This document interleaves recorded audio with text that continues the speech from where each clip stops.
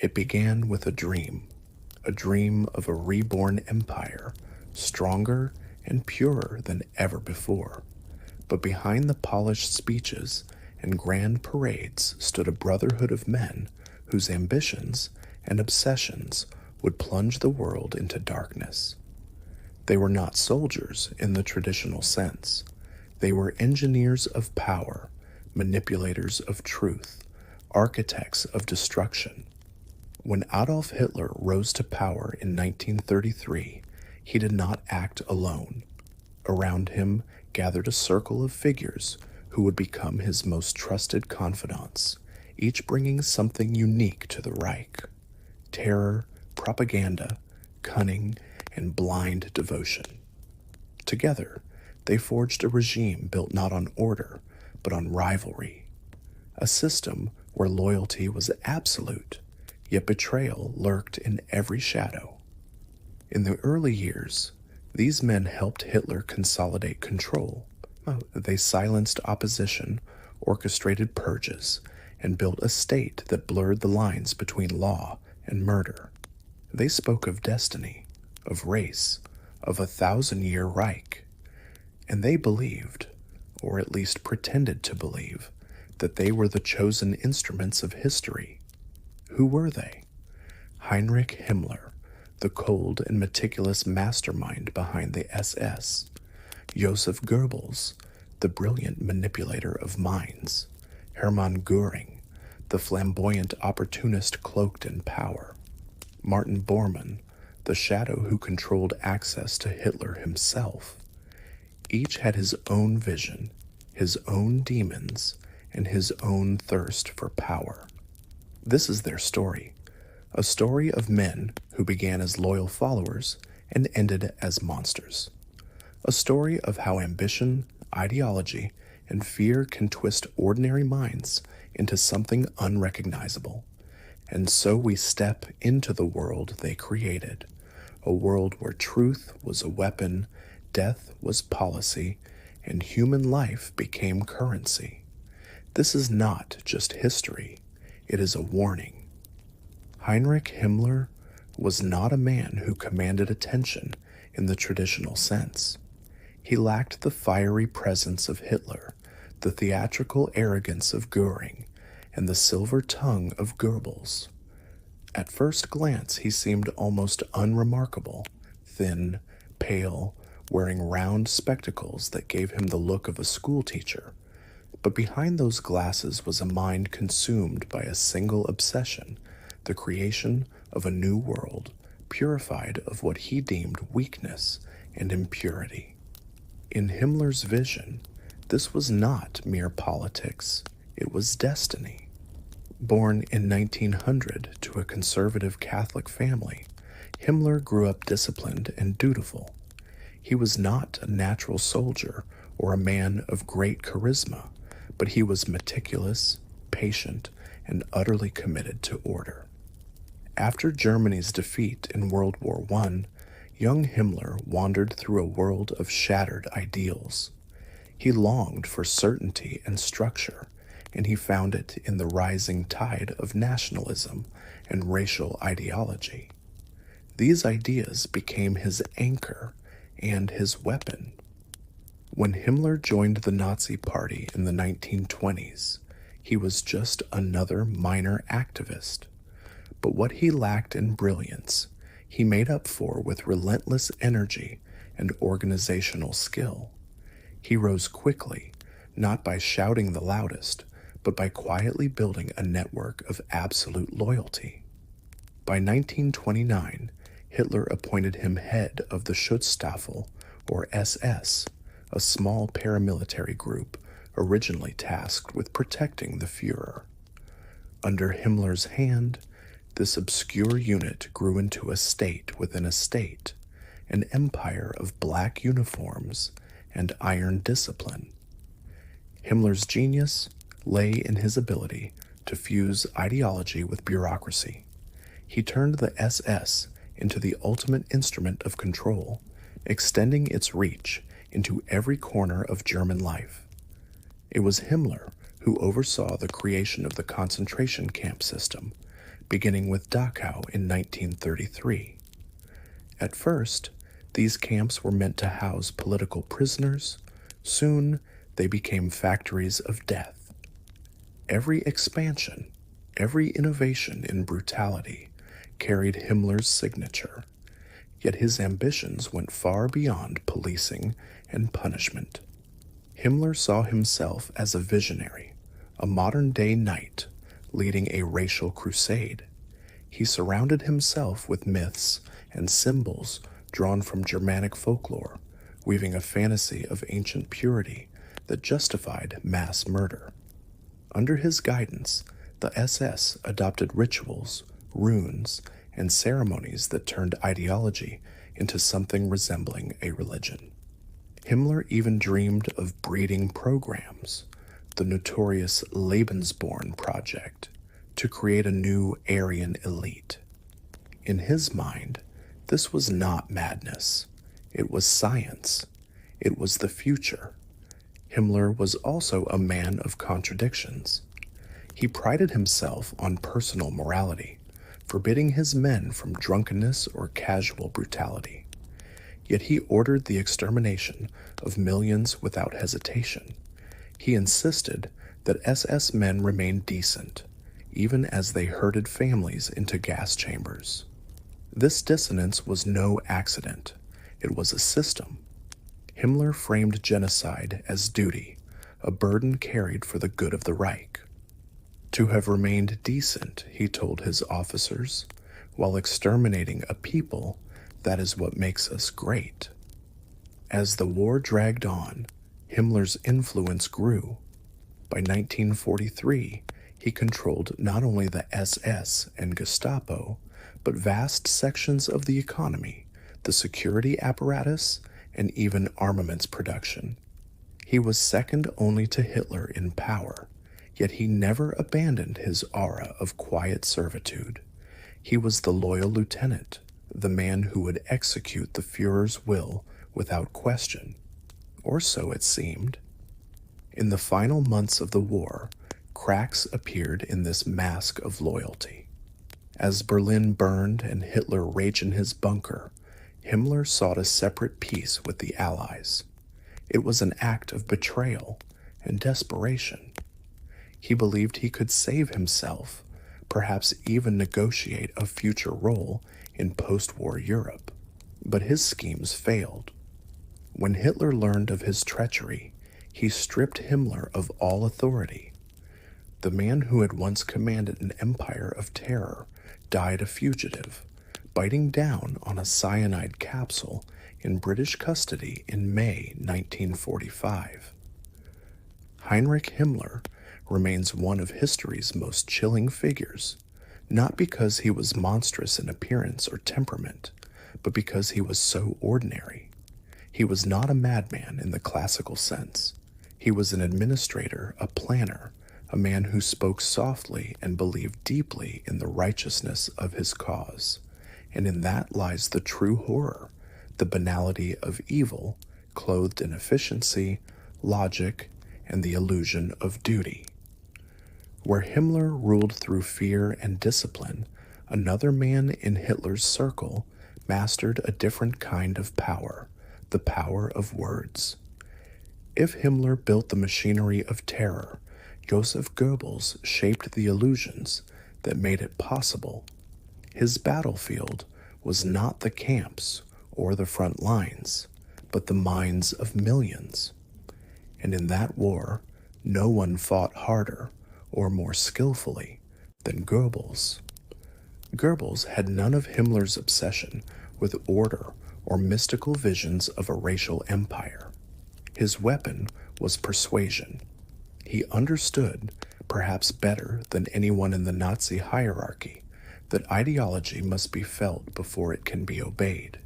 A bullet can kill a man, but a story can move nations.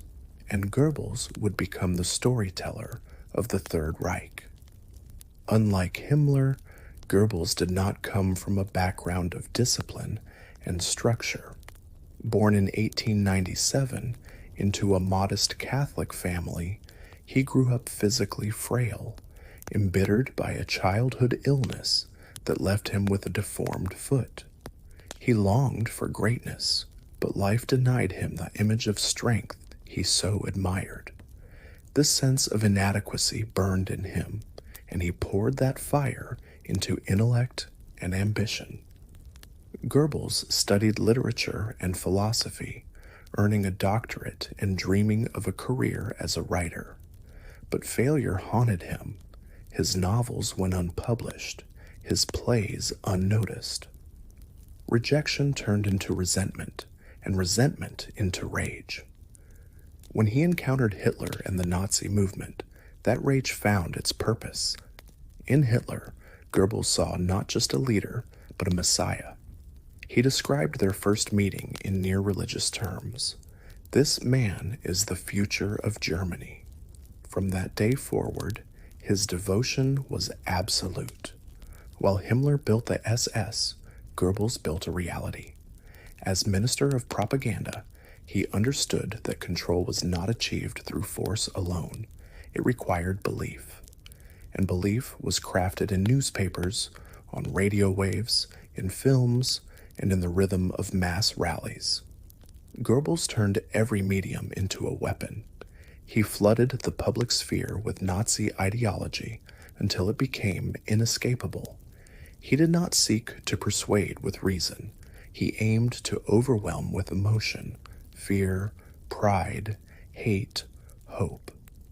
He mastered the art of simplification, reducing complex issues into slogans and binaries. For every problem, an enemy. For every enemy, a promise of salvation through Hitler. He built a cult of personality around the Führer, casting him as Germany's savior and infallible leader.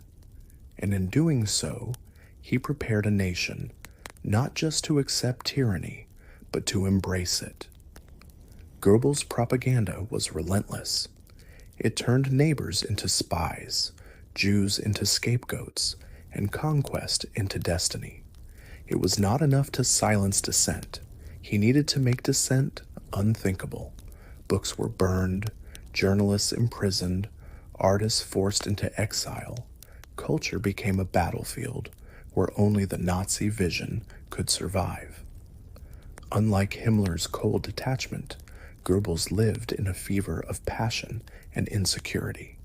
His diaries reveal a man who craved recognition as much as he worshipped Hitler. He saw himself as both servant and visionary, the poet of a political apocalypse. And as the Reich expanded, so did his ambition. But when the tide of war turned, Goebbels' words grew darker, more desperate. His infamous Total War speech in 1943 captured that shift, a furious call to sacrifice everything for victory. He demanded blood, obedience, and annihilation, even as defeat loomed. For him, there was no world without Hitler, no life beyond the Reich. And so, in the bunker beneath a dying Berlin, Goebbels remained loyal to the end. On May 1st, 1945, one day after Hitler's suicide, he poisoned his 6 children, then took his own life alongside his wife, Magda. It was an act that stunned even those hardened by years of war, a final gesture of devotion to a lost cause. Goebbels proved that power does not always roar. Sometimes it whispers. It promises hope, security, greatness. It hides its chains behind banners and songs. His genius was in making lies feel like truth, turning cruelty into virtue and death into duty. And that is why his legacy endures, not as a relic of the past, but as a warning. For propaganda did not die in 1945. Its tools, its methods, its dangers remain, and their lessons demand that we never forget the man who wielded them so well. If Goebbels controlled the soul of the Reich through words, Hermann Göring sought to dominate it through wealth and power and indulgence. Where Himmler was ascetic and Goebbels feverishly devoted, Goering reveled in opulence. He wore silk uniforms, collected stolen art, and dined on lavish feasts while Europe starved. Yet beneath the layers of velvet and gold, Goering was as ruthless and calculating as any man in Hitler's circle. His rise was meteoric. Goering was not a shadowy bureaucrat like Himmler, nor an intellectual manipulator like Goebbels. He was a hero, or at least, he liked to play the part. During the First World War, Goering served as a fighter pilot and became a celebrated ace. This gave him something few others in Hitler's circle could claim: real military glory. That reputation gave him prestige when he joined the Nazi Party in the early 1920s, lending credibility to a movement still seen by many as a gang of street brawlers. Goering's charm was undeniable. He could be charismatic and witty, able to captivate a room as easily as Hitler could command a rally. But his greatest talent was opportunism. Goering understood early that Hitler's rise offered a path to unimaginable power, and he pursued it relentlessly. After the failed beer hall putsch of 1923, Goering fled Germany, living in exile for several years. When he returned, he was determined never to be on the losing side again. By the time Hitler became chancellor in 1933, Goering had maneuvered himself into a position of immense influence. He became Minister of the Interior for Prussia, placing him in control of the police. It was Goering who created the Gestapo before handing it over to Himmler, and Goering who orchestrated the early purges of political opponents. He moved with ease between the worlds of politics, business, and crime, blurring the lines between legality and corruption until they vanished entirely. If Himmler built an empire of terror, Goering built one of privilege. He controlled the Luftwaffe, the German Air Force, and exploited his position to accumulate vast personal wealth. Goering plundered art from occupied Europe on a scale so massive that entire trainloads of paintings, sculptures, and treasures were shipped to his private estate, Hall. He presented himself as a modern Renaissance prince, a man of taste and refinement. But beneath the elegance was greed without limit. Unlike Himmler, who cloaked his crimes in ideology, Goering was candid about his motives. He craved status and luxury as much as power. While German soldiers froze on the Eastern Front, Goering appeared in extravagant uniforms adorned with jewels, dining on delicacies, in rooms filled with stolen masterpieces. His self-indulgence became notorious, yet Hitler tolerated it. Why? Because Goering remained useful until he no longer was. At first, Goering's power seemed unshakable. As Hecht of the Luftwaffe, he promised Hitler that German air power would crush Britain in weeks. But reality betrayed those promises. The Battle of Britain in 1940 exposed the Luftwaffe's limits, and Goering's reputation began to crumble. Still, he clung to influence, positioning himself as Hitler's successor. His loyalty appeared absolute, until the end came into view. By 1945, with Berlin encircled and the Reich in ruins, Goering made a fatal miscalculation. Believing Hitler incapacitated, he sent a telegram suggesting he take over leadership of the state. To Goering, this was not betrayal, but duty. To Hitler, paranoid and raging in his bunker, it was treason. He stripped Goering of all titles, branding him a traitor. The ambitious opportunist who once stood second only to the Führer ended the war as a prisoner. Captured by American forces, Goering stood trial at Nuremberg in 1946. Unlike many of his peers, he showed no remorse. He defended the Nazi regime with eloquence and defiance, turning the courtroom into a stage. But the verdict was death by hanging. Goering, ever the man of control, refused to give his enemies the satisfaction. On the night before his execution, he bit down on a cyanide capsule and died on his own terms. Goering's story is one of contradictions. A war hero who became a war criminal, a man who spoke of loyalty while scheming for power, a figure who draped barbarity in elegance. If Himmler was the cold face of ideology and Goebbels its burning voice, Goering was its mask of grandeur, a mask that finally shattered in the ruins of the Reich. As the Third Reich spiraled into chaos, one man remained firmly in control, not on the front lines, not at the propaganda podium, but behind a desk in the shadows. Where Goering had dazzled with opulence and Goebbels had inflamed the masses with words, Martin Bormann wielded a quieter, deadlier weapon: access. If Himmler built the SS and Goebbels mastered illusion, Bormann mastered proximity. He understood something few others in Hitler's circle truly grasped, that power in the Nazi regime was not written in laws or titles, but in closeness to the Führer. And Bormann ensured that no one was closer. Unlike Goering, who flaunted wealth, or Goebbels, who craved the spotlight, Bormann avoided attention with almost surgical precision. He rarely spoke in public, gave no stirring speeches, and appeared in few photographs. To most Germans, his name meant little. Yet inside the Reich Chancellery, everyone knew. Nothing reached Hitler without passing through Martin Bormann's hands. Bormann's rise was not immediate. Born in 1900 to a modest family, he fought briefly in World War I, then drifted through farm work and petty crime before joining the Nazi movement. He lacked charisma and intellectual brilliance, but he had qualities Hitler prized: loyalty, efficiency, and absolute discretion.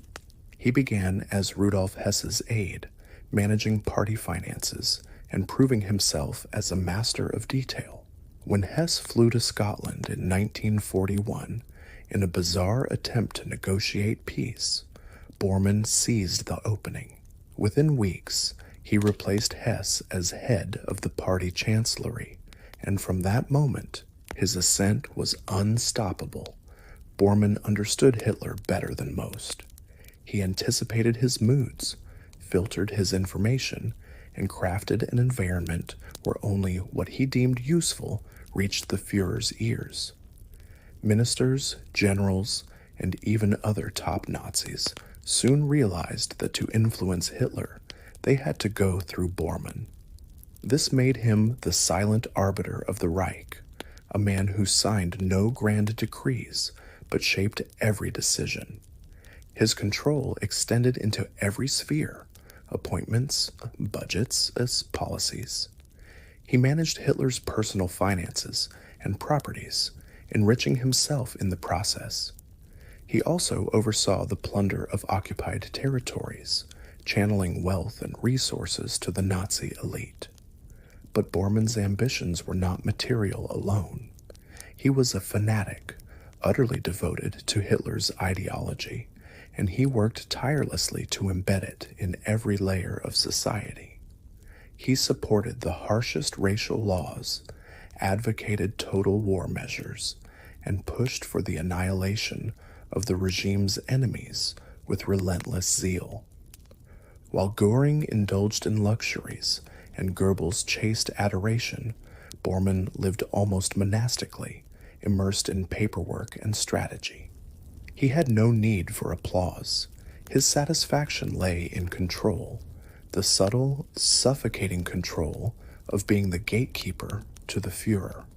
And in this he succeeded brilliantly.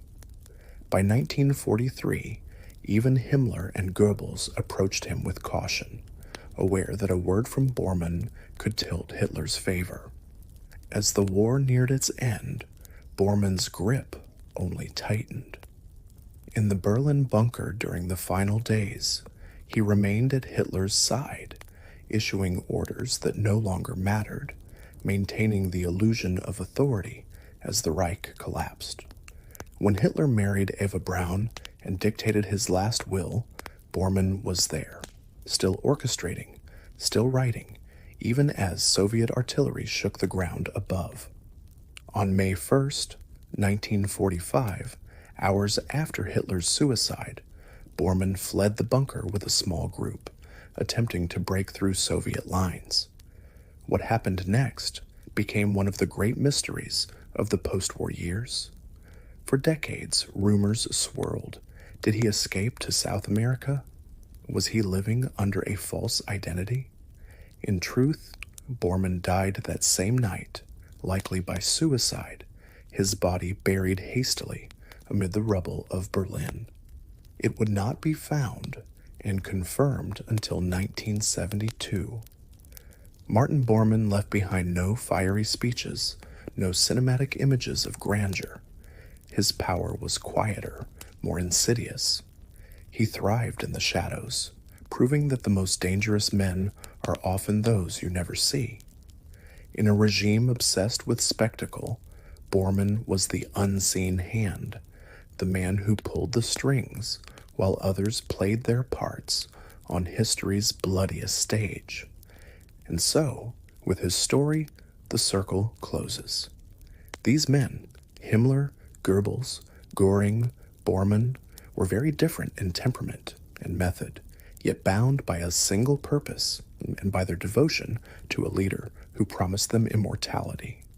In the end, they all met the same fate, death in disgrace, their dreams reduced to ashes.